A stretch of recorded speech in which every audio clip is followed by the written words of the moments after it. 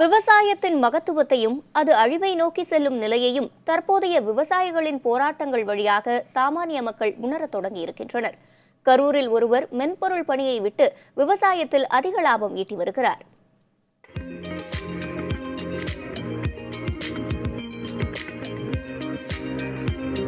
திருச்சி துறையூர் பகுதியைச் சேர்ந்தவர் சரவணன். 34 வயதான இவர் விவசாயத்தின் மீது கொண்ட ஈடுபாட்டால் தான் செய்து வந்த மென்பொருள் பொறியாளர் பணியை விட்டுவிட்டு நவீன விவசாயத்தில் கால் பதித்திருக்கிறார். கரூரில் உள்ள தரங்கம்பட்டி கிராமத்தில் 3.5 ஏக்கர் நிலத்தில் பாலி ஹவுஸ் ஃபார்மிங் முறையில் வெள்ளரிகளை விளைவிக்கிறார். எம்இ கம்ப்யூட்டர் சயின்ஸ் கிராஜுவேட் நான். அப்புறம் ஐடியில் ஒர்க் பண்ணிகிட்டு இருந்தேன். ஒர்க் பண்ணிகிட்டு இருக்கும்போது ஒரு 4-5 இயர்ஸ் அதில் ஒர்க் பண்ணிகிட்டு இருக்கும்போது அதோட அக்ரிகல்ச்சர் ஃபீல்டில் எனக்கு பயங்கர இன்ட்ரெஸ்ட் ஆரம்பத்துலேருந்தே.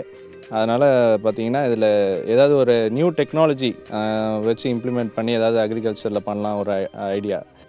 வழக்கமான முறையில் நடைபெறும் விவசாயம் தற்போது வறட்சி மற்றும் மழை இல்லாததன் காரணமாக கவலைக்கிடமான நிலையில் இருக்கிறது. இதனால் விவசாயியான தனது தந்தையின் வழிகாட்டுதல் மற்றும் இணைய வழிகாட்டுதல் மூலமாக பாலி ஹவுஸ் ஃபார்மிங் முறையை கையில் எடுத்திருக்கிறார்.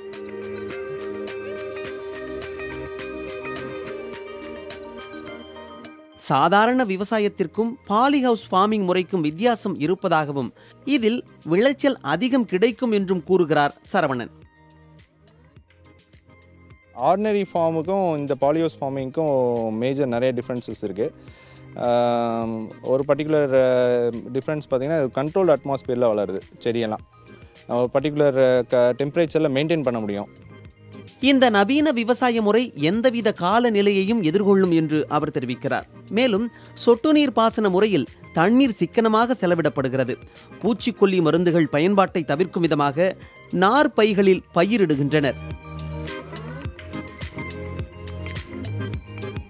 இது க்ரோ பேக்கில் யூஸ் பண்ணி பண்ணுறதுனால உங்களுக்கு தண்ணி அதிகமாக தேவைப்படாது. ஒரு நாளைக்கு 4 டைம் தண்ணி கொடுப்போம். ஒரு டைமுக்கு 1/2 லிட்ரு கொடுப்போம். ஒரு நாளைக்கு மொத்தம் ஒரு செடிக்கு 2 லிட்டர் தண்ணி தேவைப்படும். பாலி ஹவுஸ் ஃபார்மிங் முறையில் விவசாயம் செய்து விளையும் வெள்ளரிகளை அண்டை மாநிலங்களுக்கும் நாடுகளுக்கும் அனுப்பி அதன் மூலம் முதல் அறுவடையிலேயே சரவணன் 50,000 ரூபாய் லாபம் ஈட்டியிருக்கிறார்.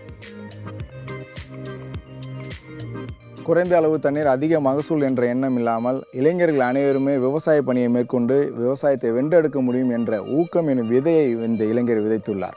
புதிய தலைமுறைக்காக ஒளிப்பதிவாளர் சசிகுமாருடன் தரங்கம்பட்டியிலிருந்து சார்ல்ஸ்.